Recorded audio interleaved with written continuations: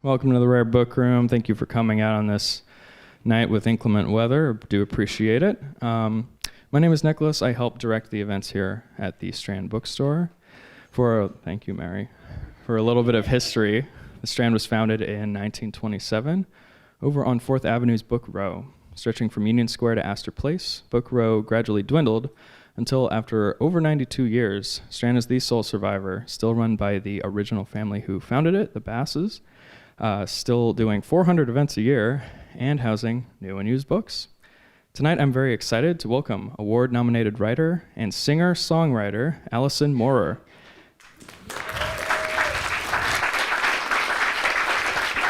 Alison has released 10 critically acclaimed albums over the course of her career, and she has been published in American Songwriter, Guernica, No Depression, LibHub.com, and BitterSoutherner.com. She's been nominated for Academy, Grammy, Americana Music Association, and Academy of Country Music Awards. Today marks the launch of her brand new memoir, Blood. Joining Alison in conversation tonight is polymath Warren Zanes.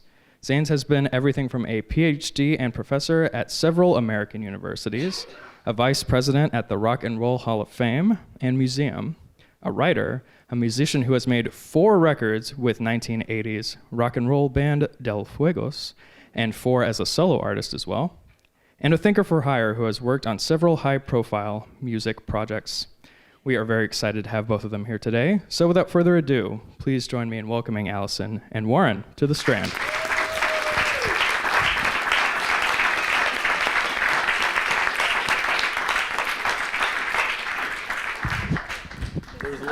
False start there. My sense of eager anticipation. Thank you for coming down tonight. And Alison, thank you for inviting me to be a part of this. And the biggest thing, when I wear a suit, my children always want to know, why are you wearing a suit? And I said, you don't wear them when somebody makes a record, and you don't do it for a magazine article, but when somebody puts out a book, you put the suit on. So congratulations. And thank you. May many suits be in your world. Thank you.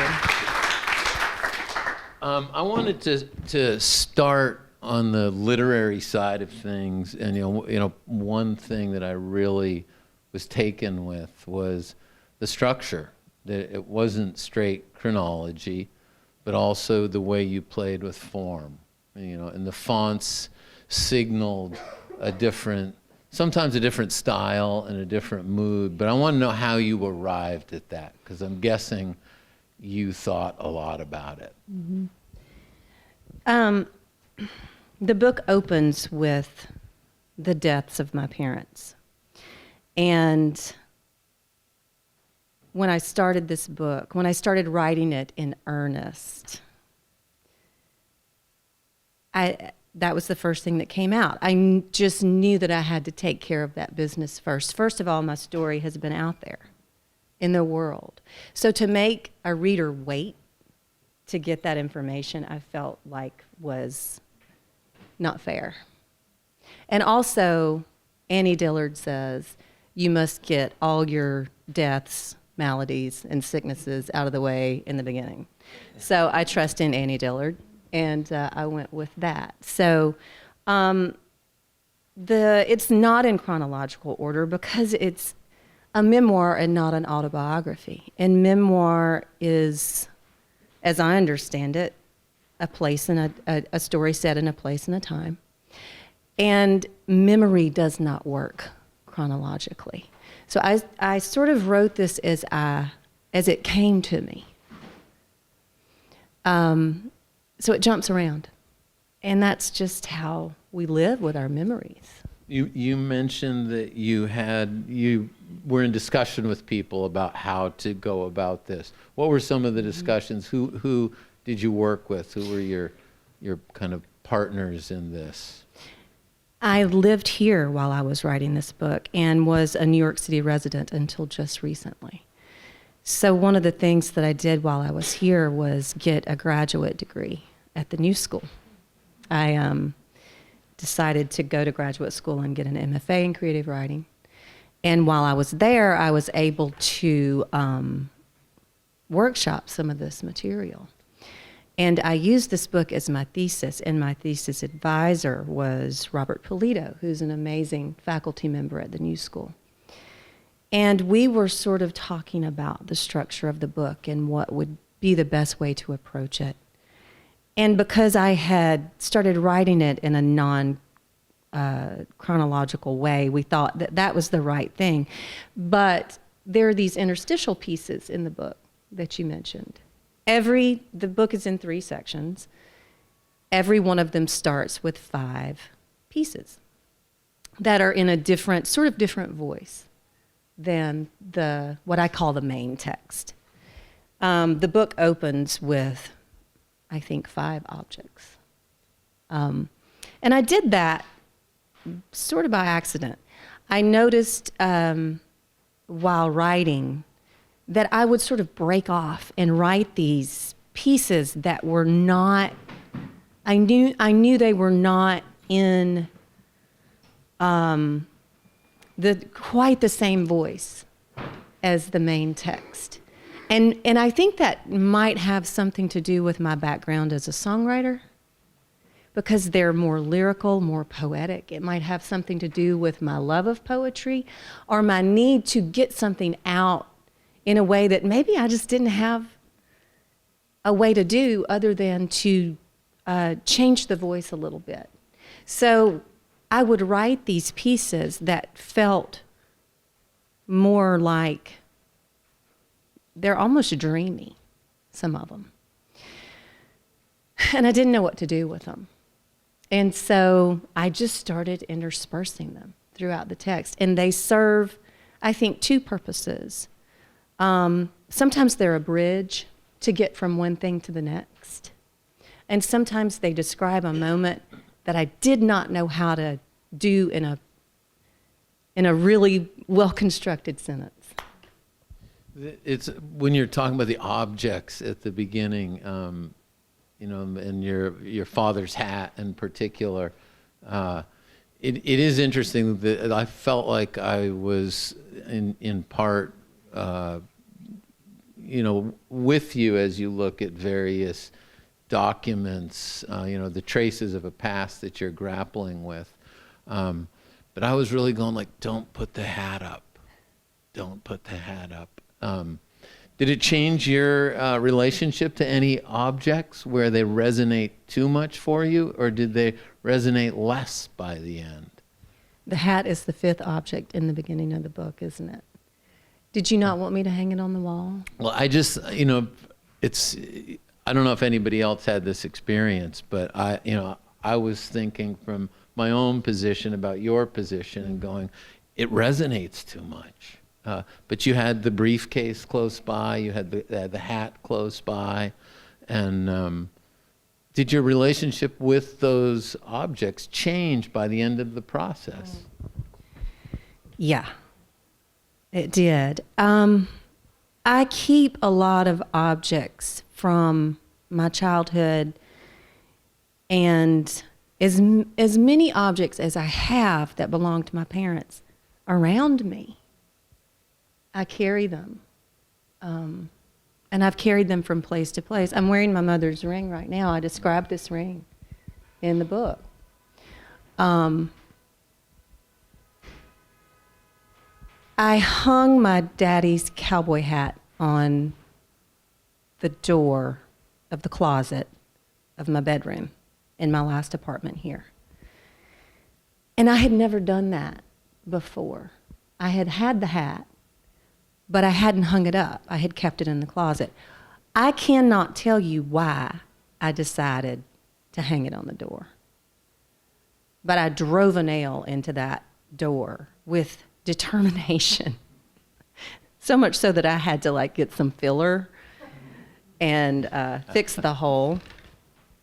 This is all becoming a little symbolic, isn't it? I'm just curious, does Shelby have her own collection of objects, or does she have a different relationship to them? She has her own collection of objects too.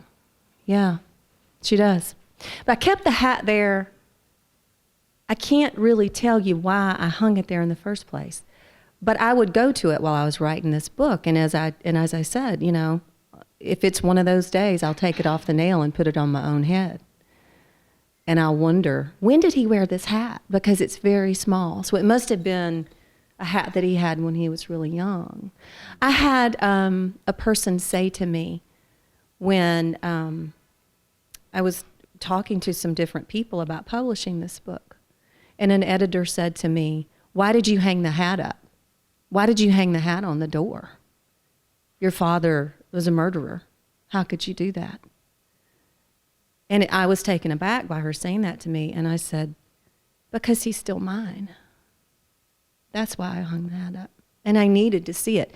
When I moved in May, I put the hat in a closet, so it's no longer hanging on the wall. It served some sort of purpose for me during the writing of this book. But to that point, I think that's one thing that the book really does well is the radical ambivalence that you live with. There is the act, and the act involves your parents. And so there is forgiveness, there's the incapacity to forgive, there's anger, there's love. And I thought you succeeded in showing that one could never have one mind in relation to something like this. But did you find yourself in the book itself grappling with, have I given too much to the anger? Have I given too much? Did you almost have to feel the parts of your mind in the book and give more attention to one or another? I wrestled with that particular thing a lot because as much work as I've done on this, and as much as I wrestle with this particular thing daily, here's what I know. And I knew this the day my parents died, and I was 14 years old, and I knew this then. No one is reducible to one thing. No one. And even though my father made a horrific choice, he made a lot of horrific choices, that does not take away his humanity. And it does not take away my love for him. And I think that might be surprising to some people, but I think it's something that you have to get up next to in order to understand. You know, I mean, we could talk about this in a million different scenarios, but this is one of the reasons why I'm anti-death penalty. Because no one is reducible to one thing, and everyone is redeemable. I believe that. So I think I try to redeem him in these pages, but I also try to tell the truth about what it was like. So I did tussle with that a lot. Like, am I telling as much as I know in the best way that I can, particularly about him, because I'm so conflicted and he was so complicated. Do you think that it was almost necessary to be a parent yourself to tell the story in book form? I don't think this book would exist if I had not had my son, John Henry. And, well, first of all, the idea was planted in me by something that Maya Angelou said to me. When my son was 6 weeks old, I went to a studio somewhere out on the West Side Highway and did an interview with her for her radio show. And she asked me about my upbringing, and she asked me about what happened with my parents. And she said, "Okay, well, now you have John Henry. What are you going to tell him when he's old enough to ask?" And I didn't have an answer. I didn't know what to say. And so in whatever way, that put the idea in me that I should write the story. Having him and experiencing being a parent And that level of love broke me open and made me more empathetic for us all. And, things like going through difficult relationships, not being able to make a marriage work.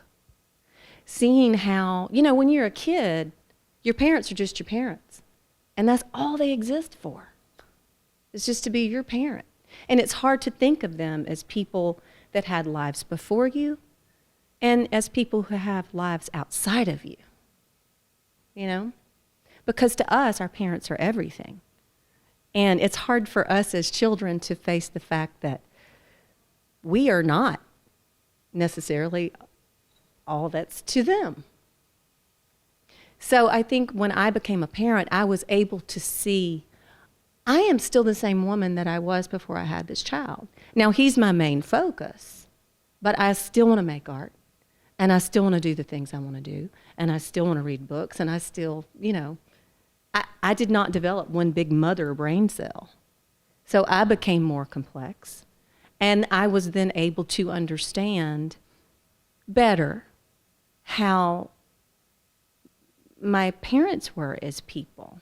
And this is something that I struggle with too. I don't think they paid quite enough attention to their parental roles, but I also know that they had their own shit going on that I didn't know anything about. And I wasn't supposed to. Yeah, but when I was reading when you and Hayes were at Rothko's studio, I was just saying this to a friend of mine. I'm like, you look at your background, and then you look at that moment in Mark Rothko's studio, and you're processing the idea of suicide through his story, through Rothko's story, and how far that was from this family struggling to keep a restaurant going. And so it would seem that world in the painter's studio has nothing to do with the others, but all the seeds got planted back then to make that other life possible. This isn't a question, actually. This is a reflection, but it really struck me like that distance, but at the same time, I got to the end of the book going, well, your parents' daughter. Like the seeds were put there. So I think there's some level of compassion that carried this project.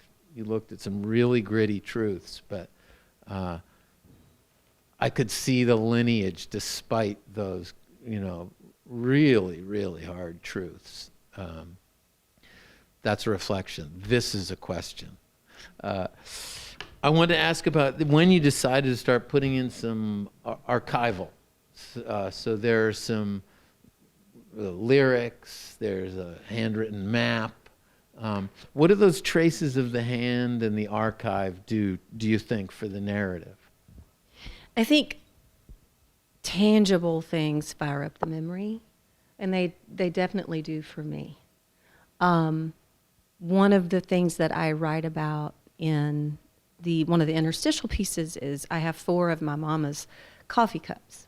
They're these small little coffee cups that are, they have little pink roses on them and this sort of really pretty gray painting. And I will often drink an afternoon coffee out of them and imagine her being there with me and talking to me and having a cup of coffee, which is something that I never got to do with her. I think they ground us. I think having objects like my father's work journal that I tore 3 pages out of and put in this book ground this text and make it, they give a bit of a window, a bigger window into the character, especially when you see a person's handwriting. When there's a map that my daddy drew of some property that was, down the road, and there's like a creek line and a this line and a that line. And for me, looking at his handwriting takes me back to being a kid and seeing it and think, that is some weird ass handwriting he has. Because I'm being taught, to make mine perfect, and his was super angular and very much a reflection of who he was, I think. It's just, it was important to me to get those things in there so that they could better represent him. If that is any kind of answer at all. I don't know. It is. I mean, it was very, very interesting to me when you put the artifact in there. I think the handwritten, like you say, was what was resonating the most for me. But it was also, when I read a book, if there are any pictures, I'll look at the pictures multiple times. Mm-hmm. So it's different from how text works. Mm-hmm. So wherever I was in the book would impact how I saw that handwriting. Mm-hmm. It was dependent on the moment, which told me that the archive was kind of unstable. Like a document, it could be a legal document, can mean something completely different depending on what mind I'm bringing to it. That's a good point. My father was in the Marines.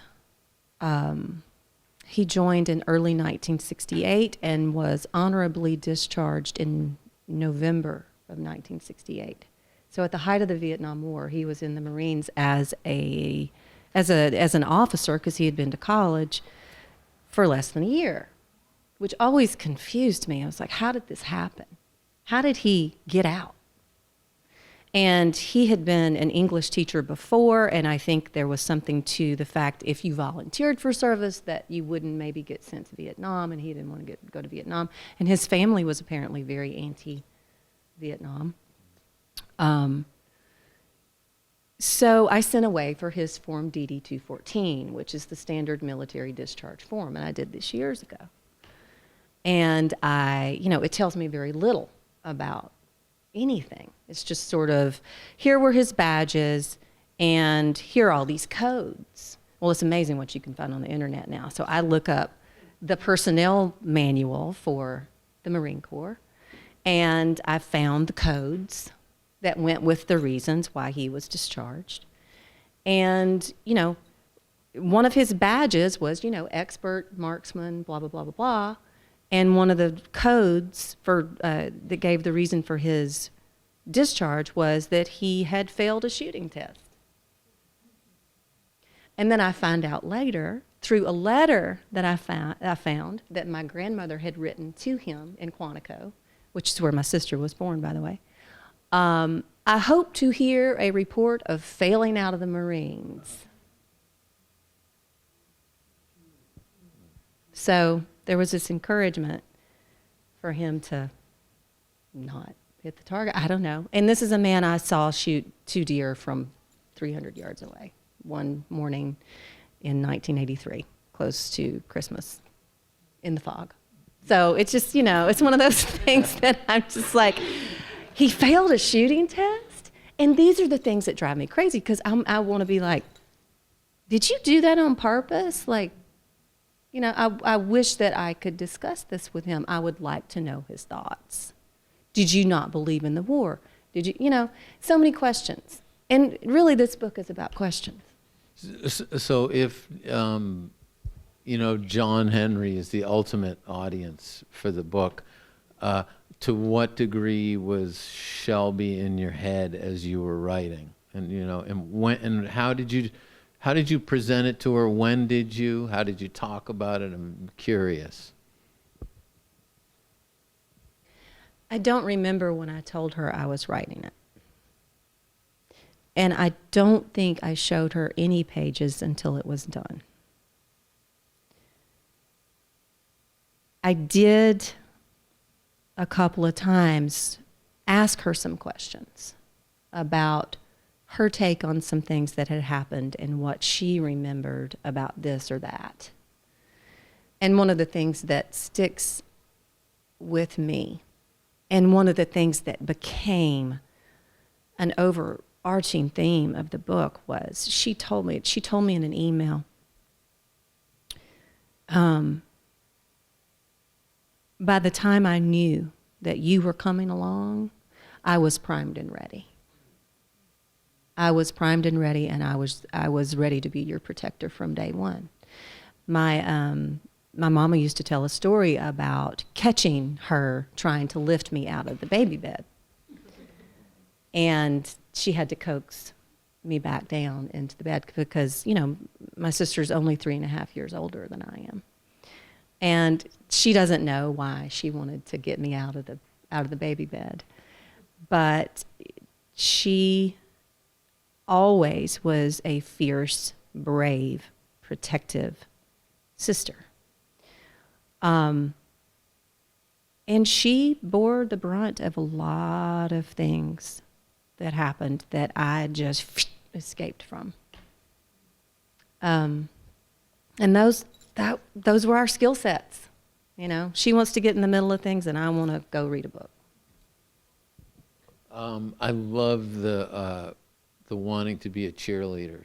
I mean, that seemed like the ultimate going It's to my read rebellion. A book. Yeah. Well, did you ever resist music despite yourself so that you could make distance? Because there's such an association between the family and music.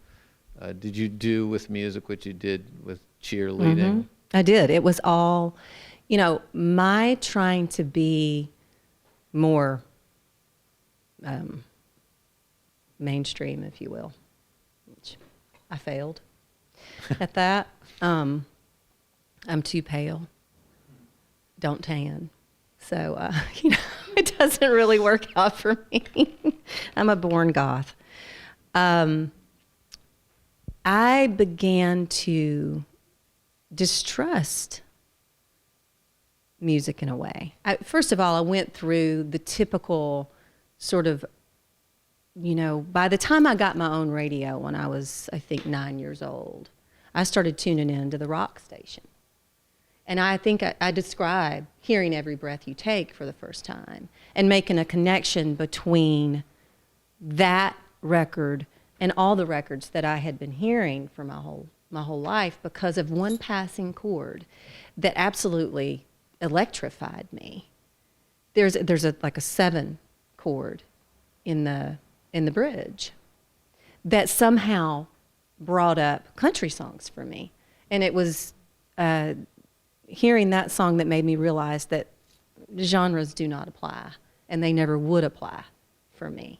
But I started to seek out more things like Every Breath You Take, and so I went through, you know, the next 3 or 4 years not wanting to play their country songs, but instead wanting to investigate pop music and rock music and do my own thing. I very much wanted to separate myself, not only because I think that's a natural thing for a kid to do when she's getting older, but because I couldn't trust them.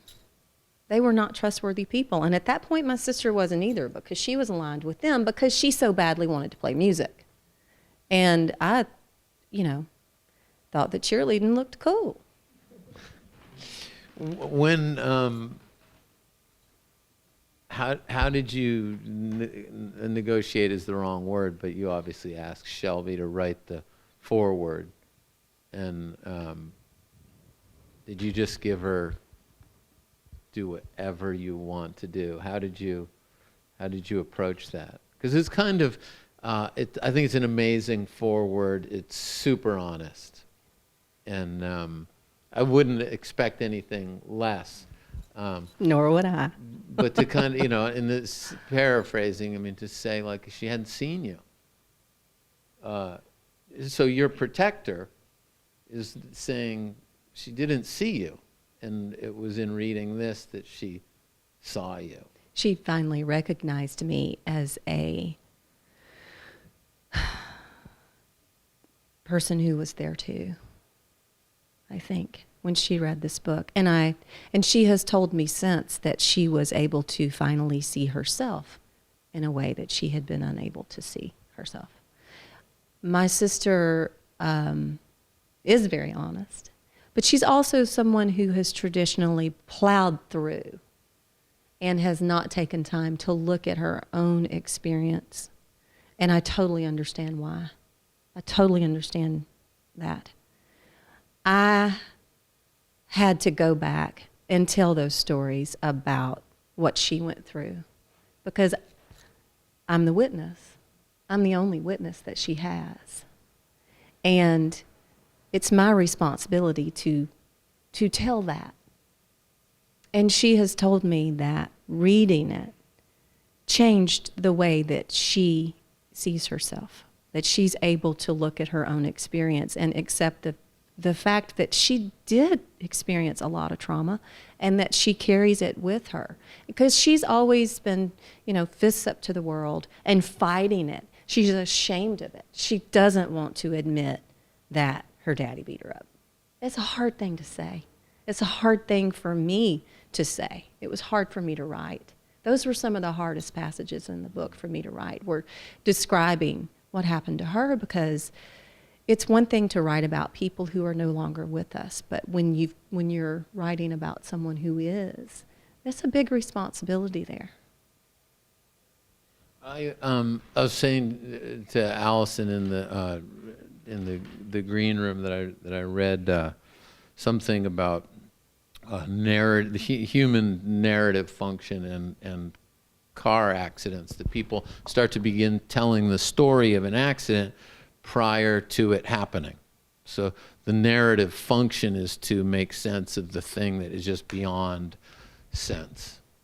And at the end of reading this, I felt like this is almost a story about storytelling, because a lot of times a story will be told in one lap around, and I felt like you made like 10 laps around, and what it told me is, particularly with the traumatic event, it's not, Flaubert would say there's no writing, there's only rewriting, but when it comes to trauma, there's no telling, there's only retelling. And there's no final telling, there's no closure. Can you speak to that? Because I feel like you built it into the structure, but it was done with a lot of grace, I thought. Thank you. I could still be writing this book. I just had to stop. I still have questions. I will never answer the questions that I have about who they were, about what happened. I sent away for their autopsy reports because I needed to face that part of the damage, the actual physical damage that a hollow point .30-06 round can do to a body. I needed to see it, and it sucked to read those reports. Even 32 years later, it was very hard for me to do. I mean, I describe, they came stapled at the top. These reports did. So they opened like a reporter's notebook, or like a legal pad. And I received them both on the same day. I opened them at random. I didn't know whose I was going to get first. And I have just come to believe that I have angels' hands on me, because I am protected as I walk through this world in some way, in whatever way.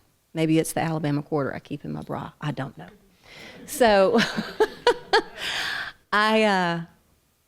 the first one I opened on the day that I got them was my mama's. And it was very difficult to read, but I knew that my daddy's would probably be harder, and it was. And so I waited until the following morning. My writing schedule when I'm really working on something is I get up at 5 a.m. and I hit it, because that's usually the only time I have to myself. And it's also how my brain works. I'm a morning person. I get up and it's like I've been poked with a live electrical wire, and I'm ready to go. I make my coffee and I'm in it. And then about 2 o'clock in the afternoon, don't even talk to me. I'm probably, just kind of no creative energy at that point. So, I was sitting in my chair and I opened the top page of my daddy's report, just sort of looking at it like it was a monster that was going to jump out at me. And I read about what happened to him, and it was important for me to get those because I had been told conflicting things throughout the years about how they actually died, and I didn't find any answers in those reports. I just got more questions. There was an extra cartridge found on the ground. I don't know what that's about. And I had to put that away. I could still be trying to figure that out. But I just decided, and I even say, what I don't know, I'm not supposed to know. And I think that's grace too. As a songwriter, did you have moments where you were writing and you realized that what you were working on wasn't part of the memoir, that it was a song? I mean, did you have to put the guitar out of the room, or did you let it happen and did that happen? It did happen. And I had a stack of index cards that I had written down, words or sentences that would jar my memory into whatever the things were that I thought were important to cover in this book. And there was one in particular that said, "There's a hole in the world." And I thought, God, what am I supposed to do with that? Because that sounds like a title. And I even wrote in the book, this is a title. And I don't know what this is, but I know what this is. I know what this feels like.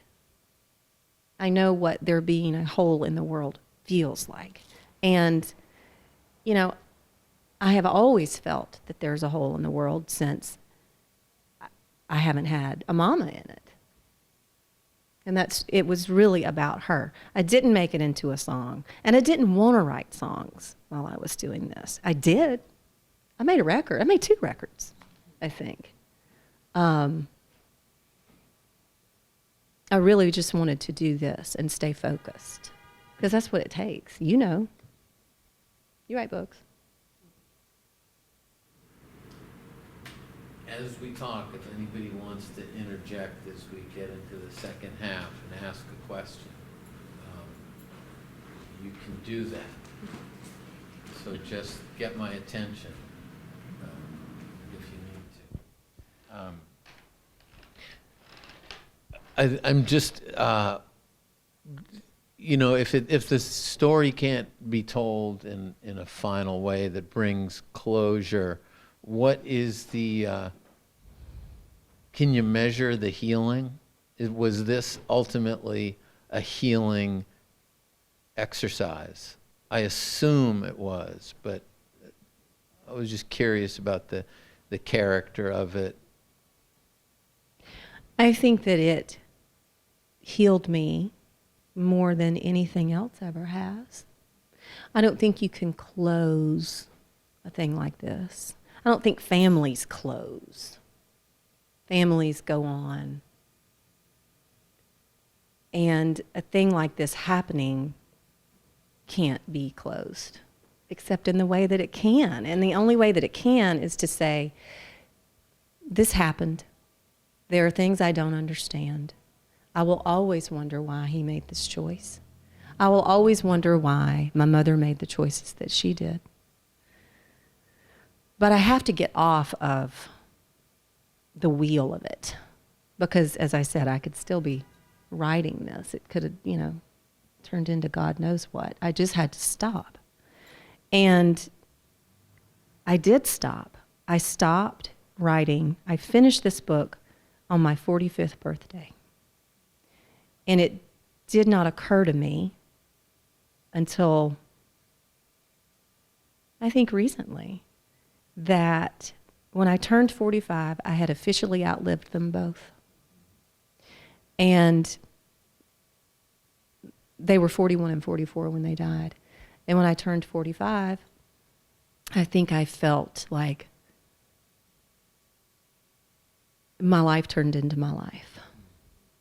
And I was able to finish this. I knew I had told the story the best way that I could. I've been, people ask me about writing a book, and I always say, I did not know what I was doing. I just started doing it. But really, I've been working in memoir for a very long time because I've been wrestling with this subject. There's something, I've made 11 records, and there's something on every one of my records that has something to do with this. So I've been trying to figure it out, and figure out how to live with it, and how to love with it, and how to be with it, and how to be in the world with it, and how to fix my filter and the way I see the world. Because when you grow up the way that I did, it skews you. I mean, our families make us who we are. Those formative years are incredibly important. And we may grow up to not have anything to do with how we were raised, but how you're raised stays in you. So I've been working on for so long trying to figure out who I am apart from them, and at the same time hang on to them and the good things they gave me. So that space in between the two halves that I talk about. I am a product of my parents. I'm half my mother and half my father, but I am not either one of them. I'm me. So what's that part in the middle, and what do I do with that part as I drag these dead people around?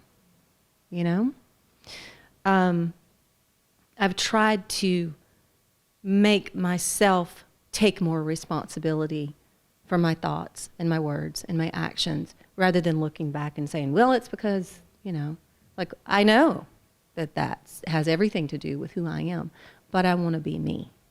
So I, at some point, had to put this to bed.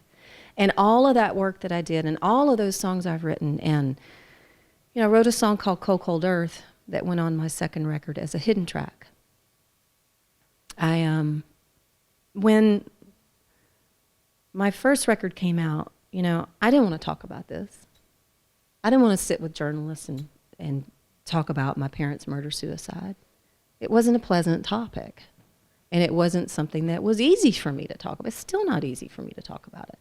It's, I shiver and shake and wonder sometimes how to put words to what it's all about. But I wrote that song to sort of describe the events that took place, but I made it a hidden track. Which was hedging my bet. See me, don't see me. I think that very act displays the discomfort. The want to, I think I wanted to say, I wanted to describe, I wanted to tell it, but I was not ready to take responsibility for what it had done to me, and I didn't want to have to talk about it. So I wrote the song and I recorded it, but I hid it. But is part of it also that it's such a powerful story that the second you bring it into the room, it's hard for people to take their eyes off of it. There's less space for you once you introduce it. It's hard for anyone to focus on anything else, and I think that's part of it. I didn't want to be seen as, oh, that poor orphan, that poor girl. Let's have sympathy for her because, look at her, bless her heart. And that's understandable. I mean, if I heard my story, I would say the same thing. But I'm me, and I'm living it. And I didn't want it to be the focus. I wanted my music to be the focus. But meanwhile, that experience and who I became from it drove so much of my recorded material. And, you just tell the story until the story is told. As you're saying, this is a book about storytelling. And I told it, and I told it, and I went back. And even, this, I described the event in Texas when everybody in the family but me got arrested. Lucky me. And I had told it 2 times. It's in the book 2 times. Because I went back, I described it once, and then I went back in part 2 to describe it in greater detail. it seems to me like the danger isn't the telling the story. The danger is when we stop telling them. Like that. I think there's a lot of truth to that. And what's been interesting about I started maybe a couple of months or 6 weeks ago, sort of on my social media accounts, and this has become kind of a job. You understand this? Printing a passage of this book that had something to do with a photo from my childhood, and just sort of giving little snippets. And what has happened from me doing that is people respond by telling me their stories. And that encourages me so much. And it feels like, to me, that that's the way I can make this really meaningful and beyond me, which is what I wrote this book for my son, so that he would have a document and he would know who his people are.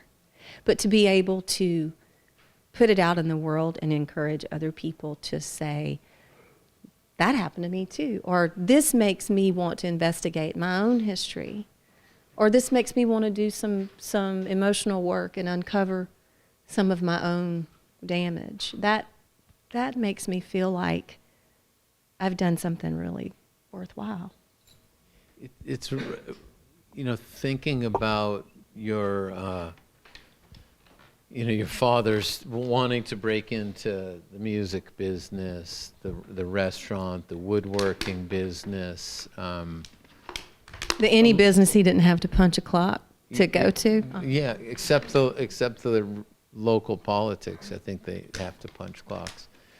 I don't know about that. Not in Washington County, Alabama.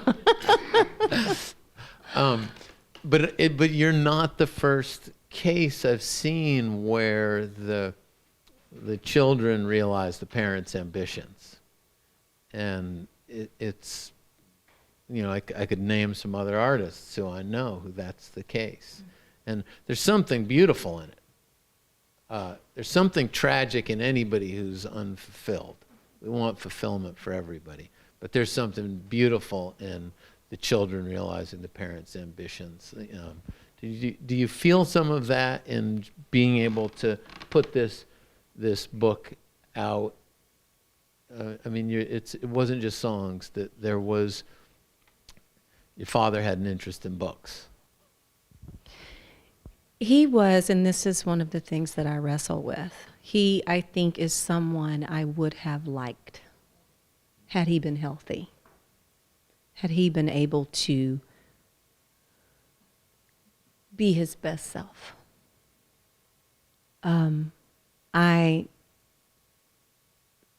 looked up a couple of his friends and asked them specific questions about who he was. A friend of his who had known him since he was 9 years old wrote me emails and said, we did this and we did that.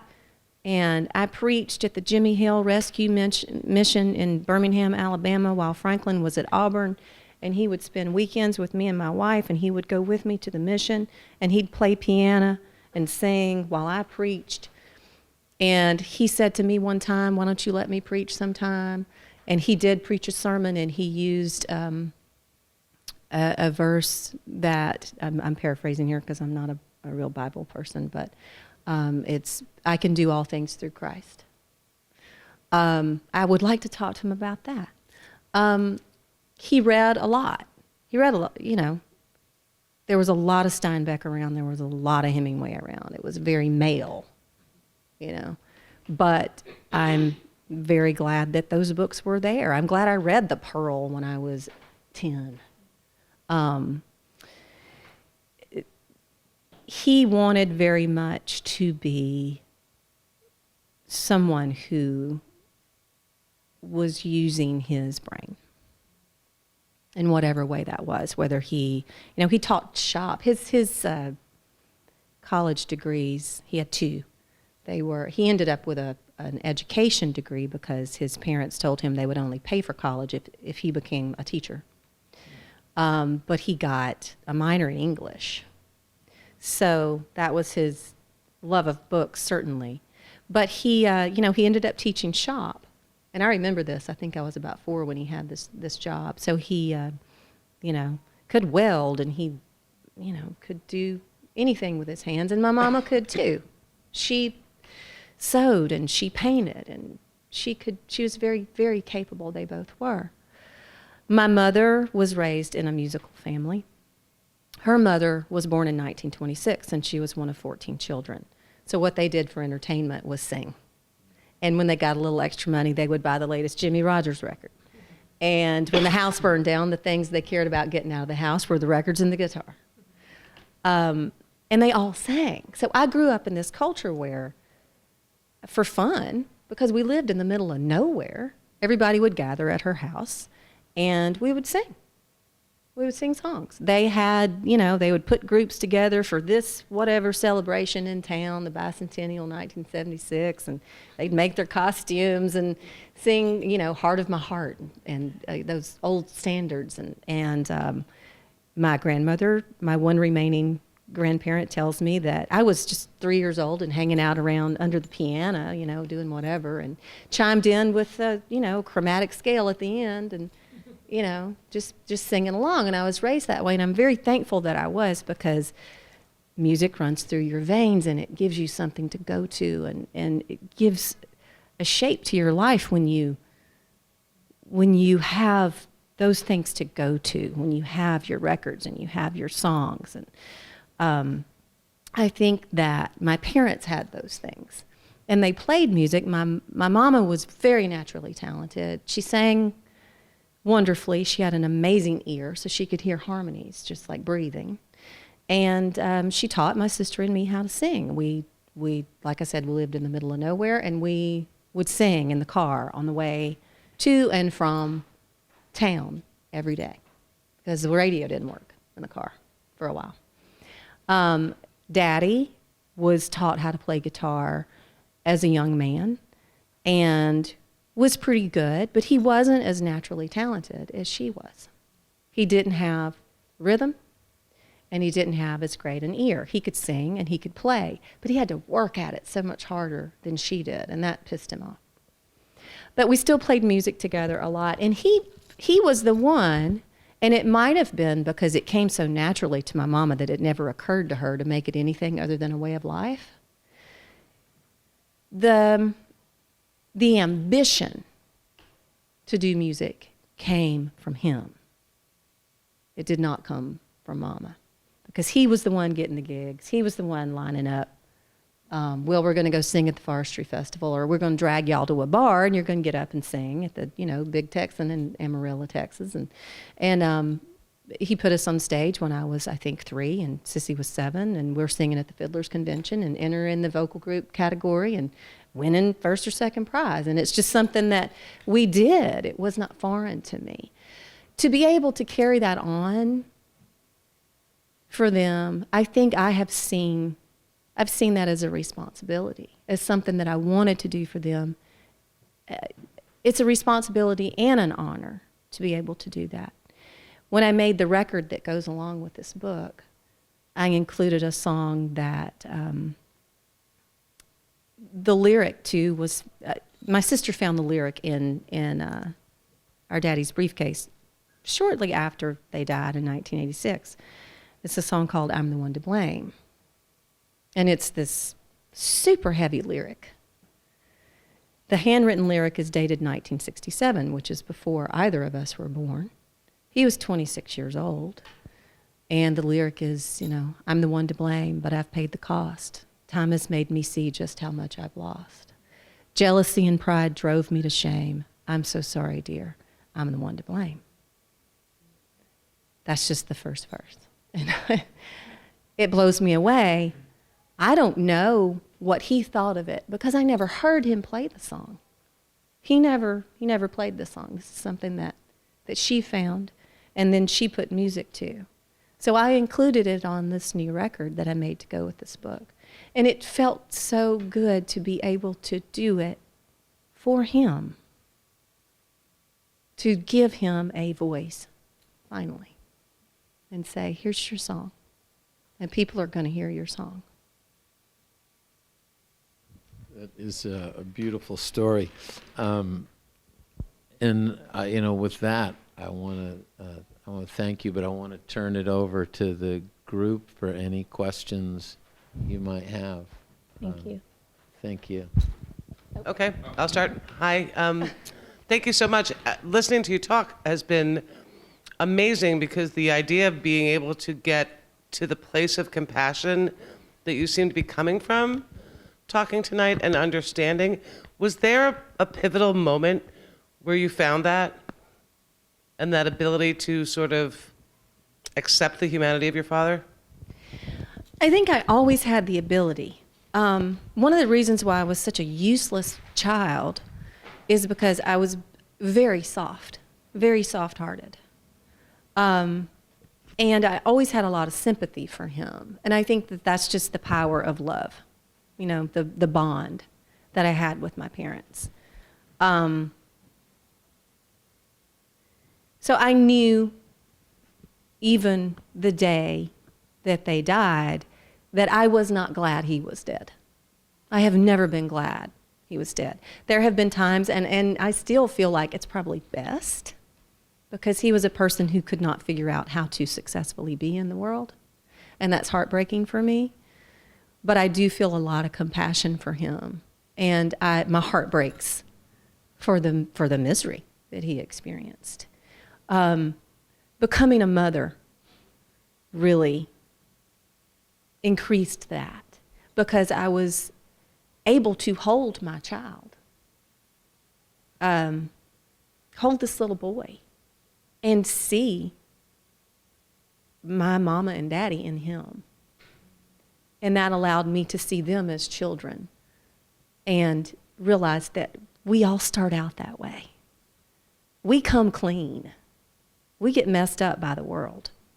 And it wasn't necessarily all his fault. I don't know what happened to him. I don't know why he turned out the way he did. All I know is that I'm sorry. Does that answer? Okay. Thank you. Allison, hi. This is kind of a two-part question. First is process. I understand that John Henry's birth was sort of put you in the place that you could write the book, or wanted to, and you finished recently. When did you actually start, like pen to paper? How long did that process take? And the second part of my question is, we know how smart and mature 14-year-olds are now. Has John Henry read this and reacted to it? I wrote in earnest the first pages of this book in the fall of 2012. So it took me almost 5 years, and I think 4 rewrites and a graduate degree to get this book written. It was not easy. When I started, I had no idea what I was doing. I just knew that I knew that I had an ear, and I knew that I knew rhythm, and I knew those two things were very important, no matter what you're writing. And those are the things that I carried over from songwriting, and then I think they gave me an edge. Otherwise, I was just a babe in the woods. So it took a while. My son has autism. He has level 3 autism. I do not know if he can read or not. I see him look at words. He loves to look at his books. He's nonverbal. So we have not had this conversation. Whether we ever do, I just can't say. But interesting that I wrote a book for him that he may or may not ever read, but we'll have the conversation. We have conversations. Thank you. Were you always so comfortable with showing your vulnerability? It amazes me how open you are, and I don't know if it's something you evolved into or the way you've always been. I'm scared shitless. I know you're shy, actually. It's difficult to open yourself up and say, Very brave. these are the things that have happened and this is how I feel about it, and I'm gonna show you every bit of it. it's every day's like Christmas. I don't know what's gonna come out. I don't know how I'm gonna react, and it's tiring to be open, to feel vulnerable, because I'm a person, because of all this. I've spent most of my life with my fists up, like, come on, dare ya, which is bullshit. I realized that, and I didn't want to live that way. And I do very much want to be open. It's not really my natural state, but I'm trying to get there. But can I ask on that? Just on the with songs, when we hear a song and it's not vulnerable, it's not coming from a real place, I think listeners are really sophisticated. Their bullshit detectors are really good. So when you say from songwriting, you came into this process knowing how to be vulnerable and knowing that you had to be. But only in a one-sided way. I've never been open enough to allow people in. Like, I've been comfortable enough to give it out, but I don't want to hear about it from the other direction. And that's what's different about this, is I feel like I'm opening a conversation. Because a record, that's open and shut. This book is not. And at least that's the way I see it. I hope it's a great book tour. Congratulations. An amazing failed cheerleader. And thank you all for coming. And I think now you're Thank gonna you, sign Warren. books. Thank you so much. Thank you. Warren, Thanks, Allison, y'all. thank you so much for having us tonight. One more round of applause for both of them.